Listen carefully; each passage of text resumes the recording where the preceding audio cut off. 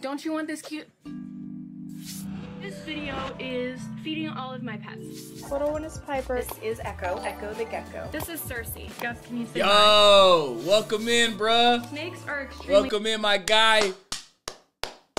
Morocco. What's up, bro? Welcome into the stream, bro. Give you a round of applause. Thank you for the follow, man. I greatly appreciate it, man.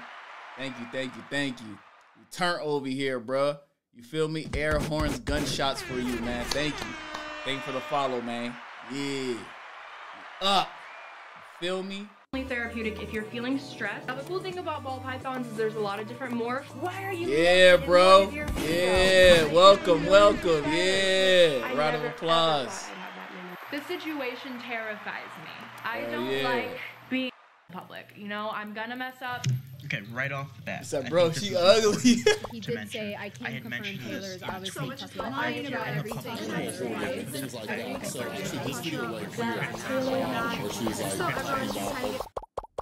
Hey guys, and welcome back to my abandoned channel. If you are a parent and you're letting your child use the iPad in the backseat of your car and you hear me talking out of the iPad right now, I suggest that you change what they're watching. Because this video is about really bad relationships and drug abuse. Damn. Yo, she looked like Andy Whitehouse, huh? San Antonio, Texas, bro. I'll never live there. I probably own around 20 to 25 animals. I had to rehome about 12 of them. You missed. The Crocodile Hunter was like one of my favorite shows growing up, and I just really loved Steve Irwin, and just the idea of being able to talk about my love for animals and entertain people at the same time seemed really cool. My name is Nicole Dean, and I run a YouTube channel all about how to take care of exotic animals. Mainly it's about showing people that even the creepy crawling ones that they think might be creepy and gross or whatever, that they're actually lovable and cute. She got a lot of weird ass really pets, started to take off when I had my hedgehog, Nala. I decided to try to make a video to link to people that told me that they were getting a hedgehog because of me. He hates everyone. Good luck seeing his face. After that original video with Nala, it just kept going, and now I'm here. What is on his head? Is that a peacock feather? Oh no, that's on my head. Never mind. This was your first Halloween. And a tiger. As a rabbit. Here's an early animal picture of me with the little chick. As in World Cup. Mom always took her to places where there were animals. This was a little bit older one. I made it for a school picture. I was always homebound, so I would go for like pictures and tests that I couldn't stay at home to do. From 5th grade on, didn't really attend school. They didn't know what was wrong with me. And at first I had a lot of chronic illness that was undiagnosed, and they figured out I had Ehlers-Danlos syndrome. Ehlers-Danlos syndrome is a connective tissue disorder, which basically means I can dislocate my body very easily. I can hurt my body. I can get myself hurt. One time I woke up and thought I had a cold, so I went to the doctor and they found out I had shattered my clavicle in my sleep. It was hard to socialize. How you shatter that in your sleep, bruh? Want to go and then not feel good, or not go at all, and just miss a lot of things.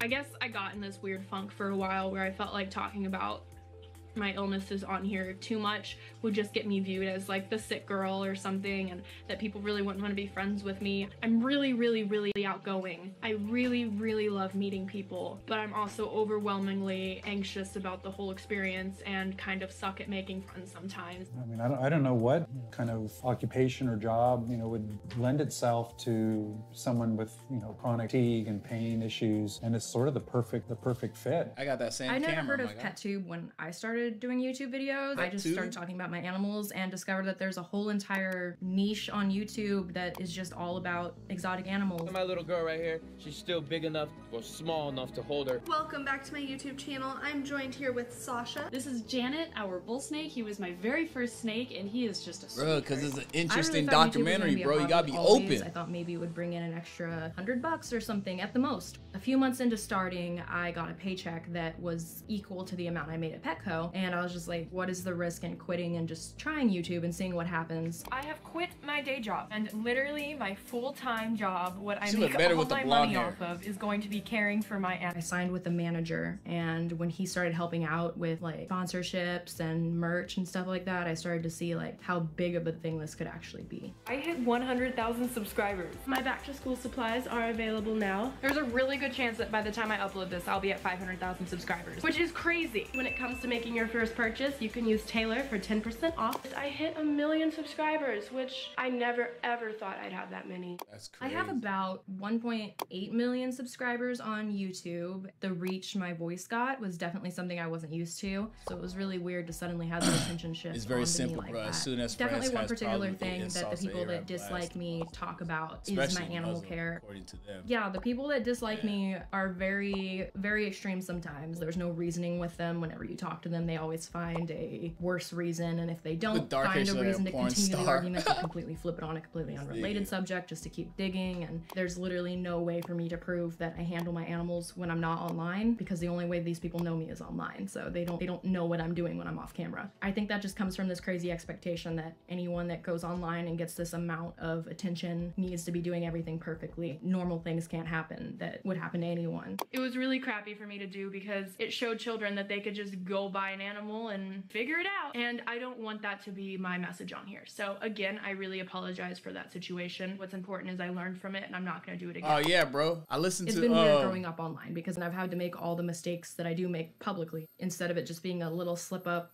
in my personal life, it's a slip up that 2 million people know about. It's something I struggle every day learning how to deal with. This video is going to be talking about addiction. I personally did not understand addiction either up until about 2 months ago. I think I've always seen in my life that I've had addictive tendencies growing up, and I always would say that kind of like it's a personality trait. Alcohol and drinking, I wasn't really exposed to that much growing up, and I never went to dances in school or parties in high school or anything. My very first party I ever attended was because of YouTube. When I started my YouTube channel, it took off so fast, and I just wanted to be accepted. Always been a problem with me is that I wanted to always be accepted. Someone offered me a tiny bump of cocaine. Everyone was doing it and acting fine, so I was like, okay, whatever, I'll try it. And the next day I was just obsessing about it, and my brain just was like, you need it again, you need it again. Dang. And I was extremely depressed for weeks. Being completely isolated and wanting to be accepted, craving that codependent relationship,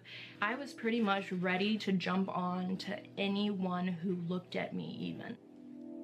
Basically, I meet this guy online. Was a huge fan of his music. He is 10 years older than me and someone who deals with addiction, and he had a lot more access to all of these things. He was able to get me the connections I never could have gotten back in Texas. His issue was opiates, and he started bringing them around, and I just decided, oh well, I'll try what he has. It'll be a different feeling, but I'll try it. And after that, I just never went back to coke. I just started dabbling with opiates, and I just kept telling myself that it's not a problem, it's a prescription drug, it can't be that horrible. It was just me trying to rationalize what was happening. This is when my channel really took a dive, and I'm finally able to say that it was my relationship that I got into. He was gone all day and I didn't know why, and he came home later that day and told me he was going to take a bath, and I noticed that he brought ice cream into the bath, and he was just being really weird and not making sense, and I decided I wanted ice cream. I go over to the sink and I noticed he only put the bowl of ice cream in there and not the spoon. Everything just sank in me.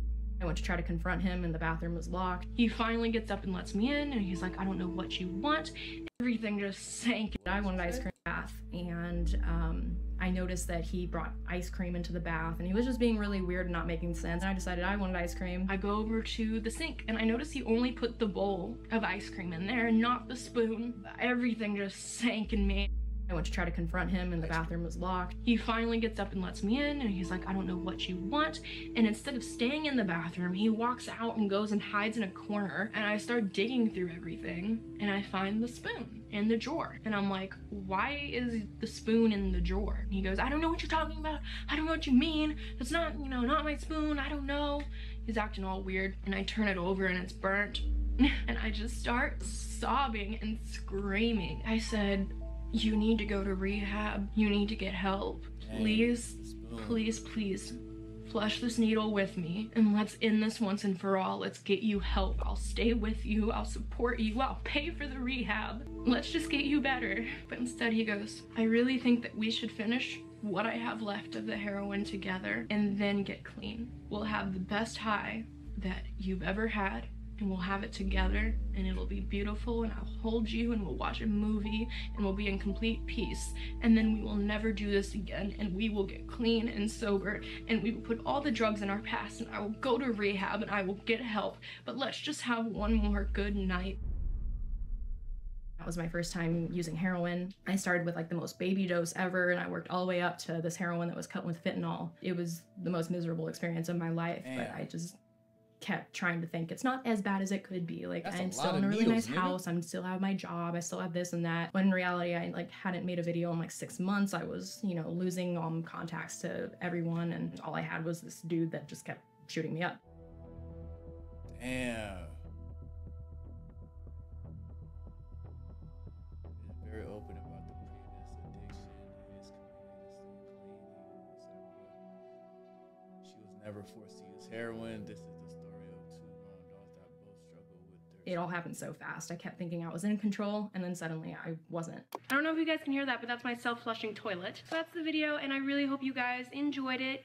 And again, thank you so much for sticking around and waiting to even watch this. I couldn't imagine staying interested in my channel after it being dead for so long. People kind of knew what was going on. It got to a point where even as careful as I could be in like little Instagram stories and stuff, you could see sometimes needles, and people were zooming in on things and finding things. In light of recent news about Nicole Dean, it's time to talk about addictions. As far as allegations go, neither my boyfriend or myself are doing drugs. Like, it is impossible to fully care for that many animals while you're abusing substances, right? She needs to go to rehab. I feel like some of her pets do need to be rehomed. So my plan was I was going to take a medicine that stopped all the withdrawal symptoms, and I was going to be fine, but I was super sick. I was sick for like 14 hours. I couldn't answer the phone. I couldn't get out of bed. I passed out a few times on the floor. My mom found me, and I could not lie, and she brought me to rehab that day, and I got sober. Damn. I honestly expected to lose like 100,000 subscribers. That's like was my estimate in my head. I know when I posted it, I lost 1,000, and that was it. And then I ended up gaining a lot more. And not that that is what matters from it, but I was just really amazed that there was that many people so supportive about it. One of the comments that really stood out to me was some girl said that she watched the whole video, and it reminded her of her situation with her fiance. And she said like that she packed her bags and left him that night. So that was cool. Get teary-eyed. I was expecting such a bad response, and I was going to be okay with that, and just to see like anyone say like, hey, I think I've been being abused for 7 years now, and just gave me the strength to leave. The fun stuff, bro, I'm trying though. Low gamer, we trying, bro. Entertaining people, but when I have these emotional connections with people, yeah, bro, it's just crazy. I don't know. We trying, bro. I'm trying to get there. I don't know what my channel is now. Like, I know it's definitely still gonna be my animals. Tomorrow, and all the that, last day, bro. Part of it. Hopefully I will get Tomorrow, there. I'm the last day. Still not the best at my hygiene yet. Still in that phase of getting my life back on track. Deep down, I kind of always thought, you know, they're there for the cute animals and that's it. So it's just kind of weird now to have this whole part that's really just about my own experience and my own life and actually me. Yay, no drugs. I'm living at home with my parents right now and spend most of my time doing therapy and remembering to shower and eat and stuff, and it's just normal. Dang, either way, hopefully this whole series can help some people that are either struggling or know someone that's struggling or just wants to learn about addiction in general. Because another really big part in sobriety is the idea that if you give back to others, it makes you more capable to stay sober by helping others. So you know, I just really want to help as much as I can. That's all I want to keep doing. I don't know where I'm uploading it. If I just upload it on, you know, like YouTube, you could ask in the comment section like, hey, why does my hedgehog do this? I don't know how to end these. Thanks.